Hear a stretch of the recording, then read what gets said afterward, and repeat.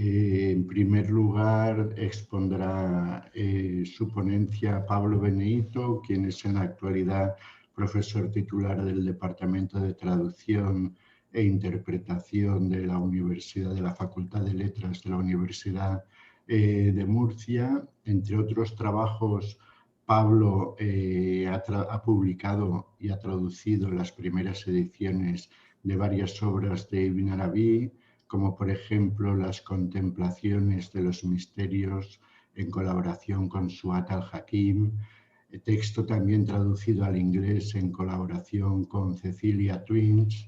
Ha publicado El secreto de los nombres de Dios, que también ha sido traducido al francés, The Seven Days of the Heart con Stephen Hirtenstein.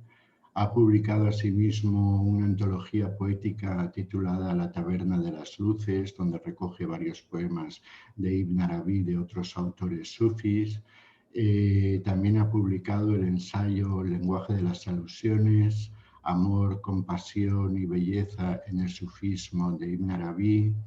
Ha editado, entre otras, varias monografías, algunas de ellas tituladas Ibn Arabi, el descubrimiento de la tolerancia, Mujeres de luz, la mística femenina y lo femenino en la mística, el viaje interior entre Oriente y Occidente, la actualidad del pensamiento de Ibn Arabi, y además es autor de innumerables artículos sobre las enseñanzas akbarís, y también es director de la revista El Azufre Rojo, revista de estudios sobre Ibn Arabi.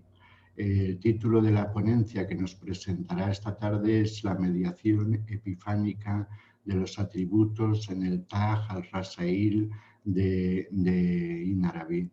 Pablo expondrá con 40 minutos, durante 40 minutos aproximadamente, y luego tendremos un periodo de preguntas y respuestas. Y creo que después de esto tendremos un breve descanso de 5 minutos y luego pasaremos a presentar a Paolo y su ponencia. Entonces, cuando quieras, Pablo, puedes empezar.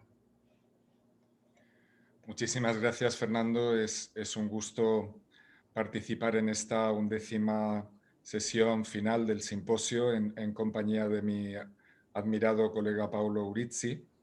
Y bueno, pues procedo a compartir con vosotros esta charla, que de algún modo es la continuación de un artículo previo, como ahora os comentaré.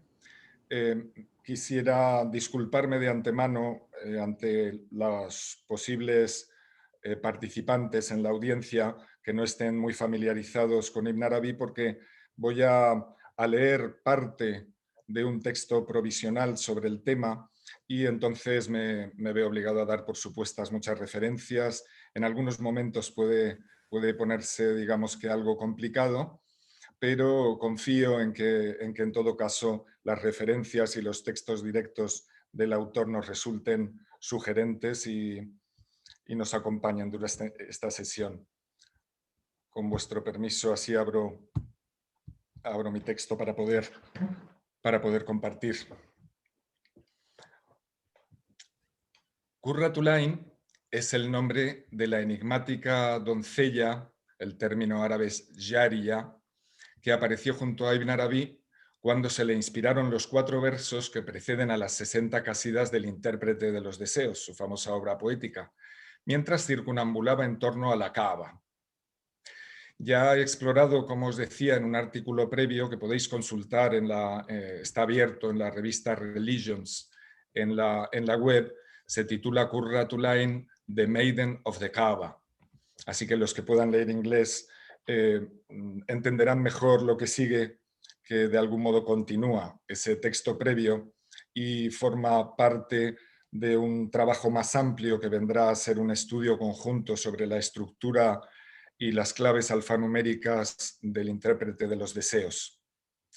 Pues bien, como os decía, ya he explorado la identidad de la doncella desde diversas perspectivas propias de la ateo-antropo-cosmovisión del autor y su concepto de teofanía, el tajalli, ¿verdad?, familiar para todos, recurriendo especialmente en ese estudio y en el que voy a presentar tanto a la interreferencia léxica de las raíces de los términos árabes empleados por Ibn Arabi, especialmente, como digo, en su Tarjumán, como a la aritmosofía propia del sistema alfanumérico árabe, empleada y transmitida por el autor, que fue maestro por excelencia en este arte, fundamentalmente en Futuhat, al comienzo de la obra, pero también en otros escritos sobre el tema, y presente, ¿verdad?, en realidad en todos sus escritos de una u otra manera. Por tanto, en esta segunda parte voy a tratar de temas afines, sobre todo a partir de textos de Futuhat y de la obra en la que me centraré, Tash ar-Rasail, porque vamos a explorar en este encuentro la estructura de esta obra, que contiene 8 cartas de amor dedicadas a la Kaaba y vinculadas, como veremos, de un modo u otro a la figura epifánica de Qurratul Ain. En estos trabajos se propone que la estructura de las 3 obras referidas, no solo de ellas, pero en particular de estas 3, es en 3 modalidades diversas el resultado de lo que he llamado una temenofanía de la Kaaba, de temenos, ¿verdad?, de templo, una epifanía en la mediación por la mediación del templo. Es decir, que tanto el Tarjumán como Futuhat y Tash ar-Rasail, escritos inspirados por mediación de la Kaaba misma, son, por otro lado, bibliofanías de la así llamada Casa de Dios, a cuya geometría, 4 esquinas, 6 faces, 7 vueltas rituales, 8 ángulos o vértices, responde su concepción estructural. Qurratul Ain en al-Futuhat al-Makkiyya, en las revelaciones de la Meca. Como el Tarjumán, Futuhat fue inspirada en el recinto de la Kaaba y por una figura que podemos considerar su temenofanía llamada el Fata. Al-Fata, el joven caballero, término difícil de traducir. Parece evidente que la propia estructura general de Futuhat, dividida en 6 partes, remite claramente a las 6 faces de la Kaaba. La introducción de la obra, con tanta referencia a la Kaaba, resulta explícita al respecto. El 6 corresponde a sí mismo, como es sabido, a la letra Waw, que representa al ser humano perfecto, y remite, pues, en última instancia, a la realidad muhammadí. Este camino, nos dice Ibn Arabi, por otra parte, en la introducción de la obra, consta de 4 disciplinas, lo cual ha de entenderse, entre otras cosas, en correspondencia con las 4 esquinas de la Kaaba. El capítulo 13, dedicado a los 8 portadores del trono, figuras angélicas y proféticas, remite por su parte, dice el autor haciendo referencia a Ibn Masarra de Córdoba, a las 4 esquinas, es decir, 4 portadores en el mundo, ad-dunya, y a los 8 vértices, 8 portadores en el más allá, al-Qiyama, 4 superiores y 4 inferiores en correspondencia por pares de la casa de Dios. En esa referencia, esos portadores, esos 8 portadores, son Adam e Israfil, que están relacionados con los cuerpos y las formas, Muhammad y Jibril, el ángel Gabriel, relacionados con los espíritus, Mijail e Ibrahim, con el sustento, Malik y Ridwan, con los grados. Sobre el significado de los 7 atributos y las 7 vueltas rituales, se puede ver en este mismo capítulo la segunda sección de las 4, ¿verdad?, que se dedica a ese tema. Puede consultarse también la sección sobre la instrucción procedente de la secreta Kaaba, que trata también de los 7 atributos y las 7 vueltas. En cuanto a la relación del 7 con el 8, que es tan importante en Tash ar-Rasail, en la corona de las epístolas, es interesante notar que, como explica Jane Carroll, 7 movimientos internos o líneas trazadas en el cubo conectan los 8 ángulos de la Kaaba en correspondencia con las 7 vueltas, o las 7 u 8 epístolas, como va a decir Ibn Arabi, de las que luego hablaremos. Entre las 8 epístolas, por tanto, hay también 7 movimientos, ¿verdad?, del 1 al 2, del 2 al 3, así hasta del 7 al 8. Muchas otras correspondencias semejantes podrían traerse a colación, pero aquí bastan estas.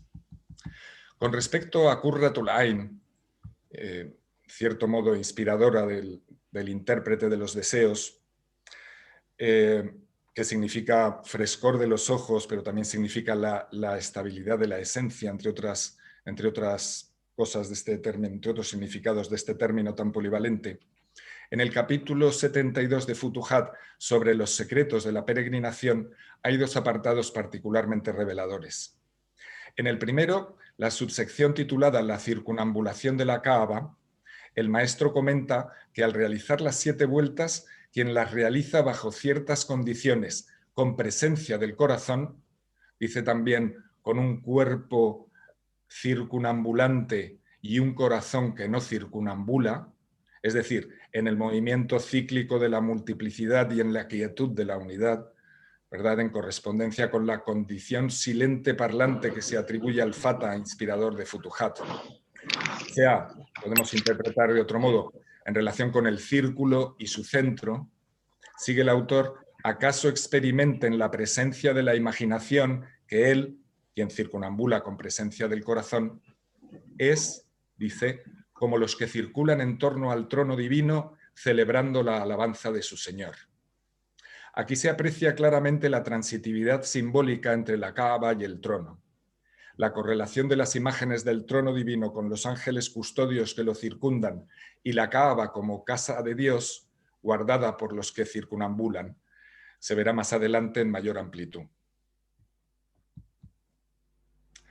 Allí mismo se comenta que Dios ha distinguido a la casa sobre el trono, el Duraj, y el resto de las 14 casas celestes con un propósito, como se aprecia en el hecho de que no se nos ha transmitido que Él esté en el trono, que Él, Dios, esté en el trono, ni en ninguna de las otras casas, pero sí que Él es la piedra negra, la diestra de Dios en la tierra.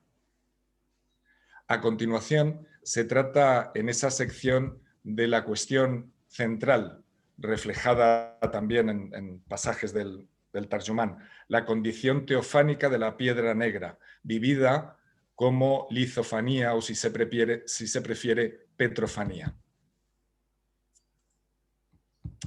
En ese primer apartado del mencionado capítulo de Futuhat, en uno de los versos que Ibn Arabi recita a la Kaaba y a la fuente de Zamzam, quienes se dirigieron a él con voz audible, traduciendo en ellos lo que le inspiraba la presencia del creyente o fiel perfecto, en árabe, mutarjiman anil mu'min al-kamil, dice el autor, la Kaaba de Dios no es sino nuestra esencia, zatuna. Nótese que el término al-mu'min al-kamil equivale a 10 en su valor, en el valor de las letras, ¿verdad? Y por tanto a la unidad. Traduce pues Ibn Arabi de la presencia de la divina unidad. Se entiende que al-mu'min al-kamil es tanto una alusión al insan kamil, al ser humano perfecto, como una onomatofanía que se corresponde con el nombre divino al-mu'min. En el segundo, el apartado posterior dedicado al relato del dramático episodio que Ibn Arabi vivió con la Kaaba, traducido por Denis Grill en su artículo Love Letters to the Kaaba, el texto dice literalmente el relato de lo que sobrevino de la Kaaba, utilizando ese término clave que volveremos a ver, Yara min al-Kaaba, ese verbo que es de la misma raíz que el término Yaria, doncella. Entonces, lo que le sobrevino aquella noche, que describe el autor como una fresca noche de luna en que lloviznaba. Ibn Arabi salió entonces a hacer el tawaf, la circunambulación, y no había nadie, dice, haciéndolo salvo una única persona. Según se entiende, era él mismo en su singularidad. El autor describe cómo la Kaaba se le presenta en modo imaginal, huyilat li, dice, en la forma de una doncella, surat Yaria, también podría ser en una forma que circulaba. Nunca había visto, dice, ni cabe imaginarse una más bella. Cuando al fin, tras el enfado de la Kaaba, en ese episodio, el poeta la apaciguó con sus versos, la Kaaba indicó a Ibn Arabi que procediera con el tawaf. Como vemos, se trata de una descripción pues análoga a la temenofanía de Qurratul Ain en el Tarjumán en muchos sentidos. En otro poema de 19 versos que Ibn Arabi recitó a la Kaaba para apaciguarla, se cita este otro poema, digo, se cita luego. En su tercer verso se dirige a ella diciéndole: hija de mi Señor, luz de mi entraña, Qurratul Ain, corazón mío, donde aparece con toda claridad en este lenguaje de íntima interconexión el nombre de la doncella, Qurratul Ain, y se refleja también el hecho de que la doncella es su corazón, tanto en sentido pleno como figurado. Entiendo que estas referencias ya clarifican suficientemente la enigmática figura de Qurratul Ain en el Tarjumán, en tanto que imagen personal y epifanía femenina, ginecofanía, de la Kaaba. Pero veamos más. Tanto la Kaaba directamente, en el episodio de Futuhat acerca de su enfado ante la desconsideración de Ibn Arabi, como Qurratul Ain cuando comenta críticamente los 4 versos inspiradores del Tarjumán, que en realidad ella misma en cierto modo ha suscitado, aparecen como mediaciones de la divina instrucción. Si en Tasha Rasail Ibn Arabi usa con respecto a ella el término tarbiya, citado más adelante, en este apartado de Futuhat relativo a la furia de la Kaaba y a lo que aprende de ella el autor, usa el término ta'dib. Dice: supe que Dios quería mejorar mi adab, mi cortesía espiritual, en ese encuentro imaginal.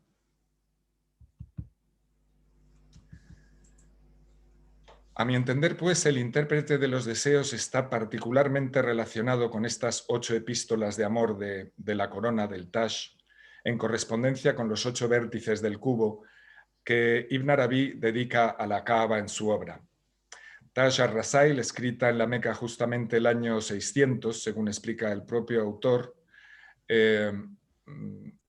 lo cual revela, ¿verdad?, que esta fecha alude a las 6 faces de la Kaaba y a la propia naturaleza del corazón en cuanto Kaaba del gnóstico, por el valor 6 de corazón, ¿verdad? Bien, al entrar en materia en la obra, después del Amma Ba'd, dice el maestro tras encontrarse con la Kaaba: contemplé directamente a Ayantu, es decir, con mi propio Ain, con mi propio ojo, con mi propio ser. Y nos dice: contemplé una constitución cósmica, o bien orbital, falaquilla, una realidad angélica, malaquilla, el curso circular, o bien la circularidad de un arca, difícil de traducir, Jaria fulquilla, porque también es una doncella relacionada con su naturaleza de arca, término, por tanto, como veis, muy polivalente, digamos la circularidad de un arca. Un grado de realeza, mulquilla, una enseñanza, como decíamos, tarbilla, una enseñanza mecana. Tanto la relación de la Kaaba de la Meca con la Kaaba celeste y las esferas del firmamento espiritual, con la dimensión del Malakut, como su dimensión de centro del reino del mundo, del Mulk, o su función de maestra instructora e inspiradora de iluminaciones, sea Al-Fata, inspirador de Al-Futuhat, sea Qurratul Ain, inspiradora de Tarjumán, se ponen de relieve en esta frase de tan marcada densidad simbólica.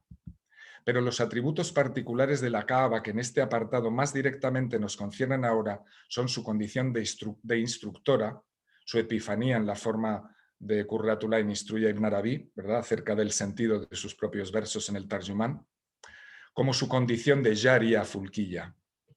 Para entender el sentido en que Ibn Arabi emplea aquí el término Jaria, hemos de remitir al poema que el autor compuso acerca de la nave o arca, con los términos safina, fulk, markab, y su relación con el trono divino.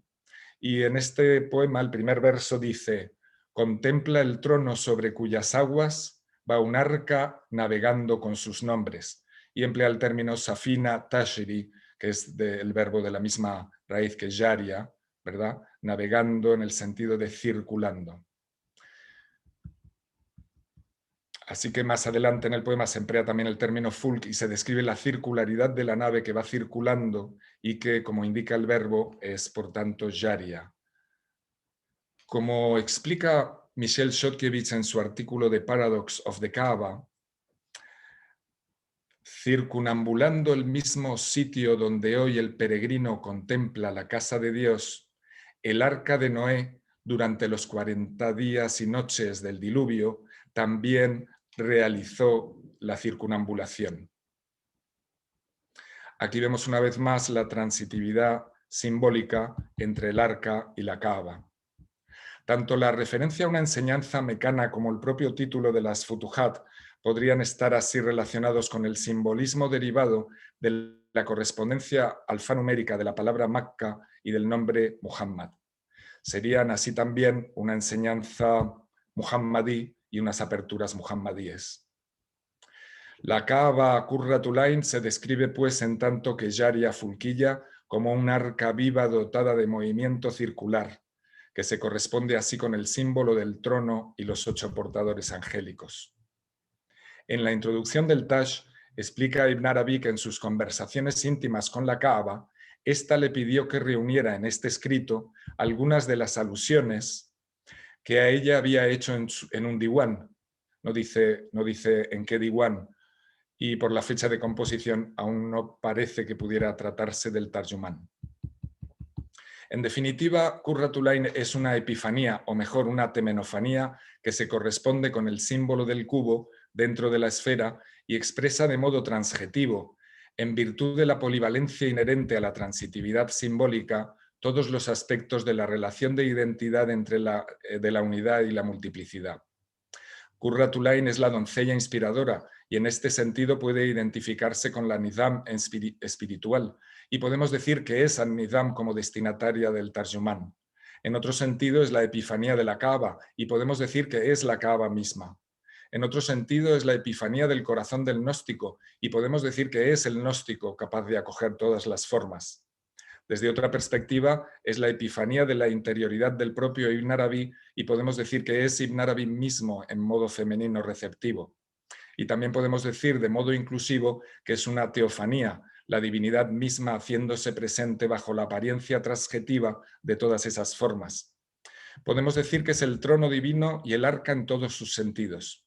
Podemos decir que es el mundo del alma, la imaginación creadora desplegando sus efectos. Podemos decir que como el Fata, es una figura, una entidad, ojo, Ain, que encarna la pura polivalencia simbólica de la existencia transitiva en toda su amplitud, lugar de manifestación de Al-Ain al-Wahida, la única entidad, esfera, ojo, un nombre divino que, como todos los nombres en su transitividad simbólica, significa en última instancia la única esencia. Tras la introducción del Taj, llamada Khutbat al-Kitab, escrita como el resto de la obra en elegante y fluida prosa rimada de elevado registro literario, se suceden 8 capítulos cuyos encabezamientos tienen siempre la misma estructura. El término la epístola, risala, que también significa mensaje o profecía, seguido de un calificativo, que luego veremos, y a continuación la expresión que Abdallah, u otro nombre intermediario, ha recibido como emisario enviado a ella, es decir, a la Kaaba, dice el árabe, tawassala biha Abdullah ilayha, y ha traído con él hasta ella, y se entiende, ha descendido entregándosela en su propia casa, wa nazala biha alayha, donde el descenso aquí implica la raíz nasala, puede también entenderse como bajarse de la montura de la mediación deteniéndose en una morada. Tras esto, la fórmula inicial de las epístolas es invariable. De Muhammad Abdallah, en la primera epístola, o bien el nombre de otro emisario, a la Kaaba de la virtud, Kaabatul Husna, que significa literalmente Kaaba del bien, belleza. Dice a la Kaaba de la virtud, vergel de aguas benditas, Raudat al-Musna. Se trata de un jardín cubierto de nubes cargadas de lluvia, ¿verdad? Esa es la idea. Es decir, un jardín fresco y regado en abundancia. Y la fórmula concluye con un saludo diciendo, sean contigo la paz, la gracia de Dios y sus bendiciones. Nótese que toda epístola acaba también con la expresión o Kaaba de la belleza y tras el texto que siga a continuación de esa fórmula, un saludo de despedida semejante al del inicio. De modo que en toda epístola, como un círculo en cierto sentido, acaba simbólicamente donde empezó. Bien, aquí se siguen los encabezamientos de los 8 capítulos y su correspondencia con los 7 atributos divinos personales. Voy a compartir pantalla un momento para que podáis verlos. Os voy a dejar esta pantalla porque en definitiva constituye un poco el motivo central de la reflexión que sigue. A ver si aparece aquí. ¿Sí la estáis viendo?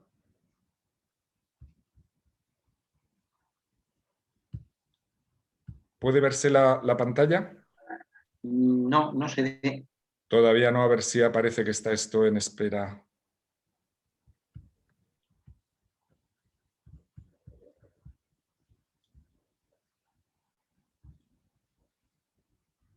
Disculpad un segundo que parece que está en proceso.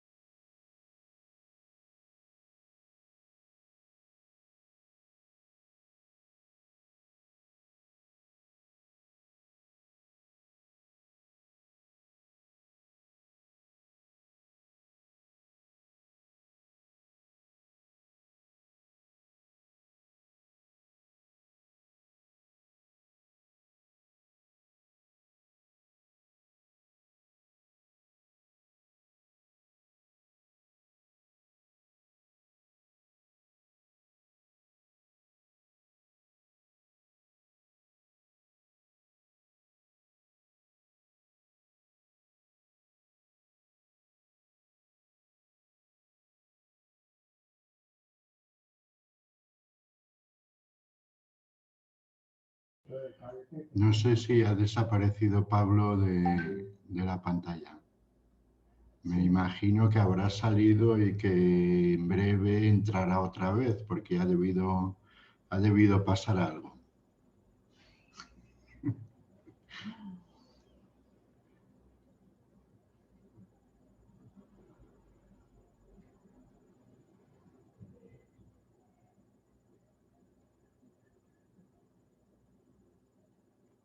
Es que Pablo tenía desde el principio problemas con el vídeo y con la conexión. No sé si se deberá a esto, que haya desaparecido.